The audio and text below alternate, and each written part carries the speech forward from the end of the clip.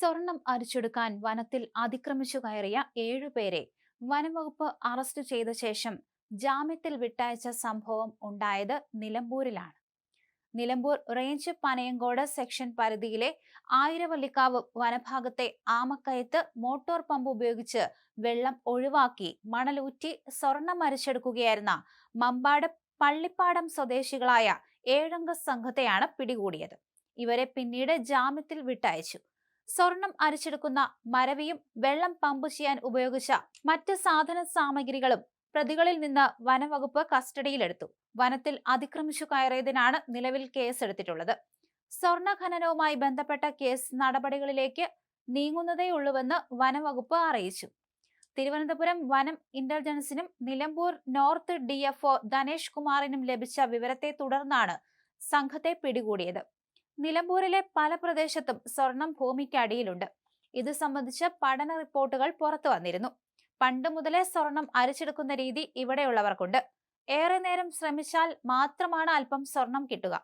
സ്വർണ്ണവില വലിയ തോതിൽ കൂടിയ സാഹചര്യത്തിലാണ് വീണ്ടും സ്വർണ്ണ ഖനനം സജീവമായത്.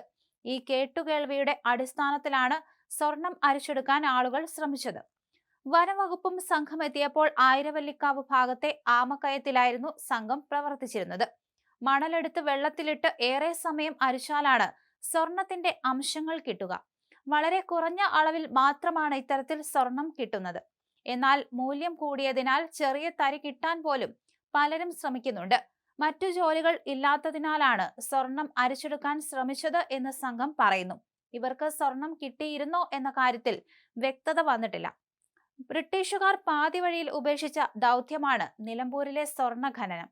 പ്രതീക്ഷിച്ച പോലെ സ്വർണം കണ്ടെത്താൻ സാധിക്കാത്തതും കാലാവസ്ഥ പ്രതികൂലമായതുമാണ് ബ്രിട്ടീഷുകാരെ പിന്തിരിപ്പിച്ചത്. എങ്കിലും നാട്ടുകാർ സ്വർണം അരിച്ചെടുത്തിരുന്നു. പ്രളയവും ദുരന്തങ്ങളും ഭൂമിയുടെ ഘടനയിൽ മാറ്റം വരുത്തിയിട്ടുണ്ട്. മേഖലയിൽ സ്വർണശേഖരത്തിന് സാധ്യതയുണ്ടെന്ന് മൈനർ മിനറൽ ജില്ലാ സർവേ റിപ്പോർട്ടിൽ സൂചനയുണ്ടായിരുന്നു.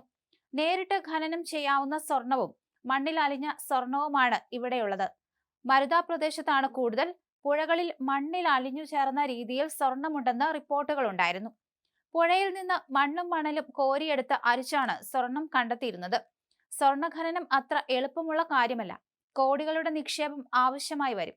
നിലമ്പൂരിൽ ഖനനത്തിലൂടെ സ്വർണം എടുക്കാനാകുമോ എന്ന കാര്യത്തിൽ ഇപ്പോഴും അവ്യക്തത തുടരുന്നതിനിടയിലാണ് നാട്ടുകാരുടെ അരിച്ചെടുക്കൽ സാഹസം. മുമ്പ് നിലമ്പൂർ MLA ആയിരുന്ന അൻവർ ആഫ്രിക്കയിൽ പോയി സ്വർണം ഖനനം ചെയ്യാൻ ശ്രമിച്ചിരുന്നു.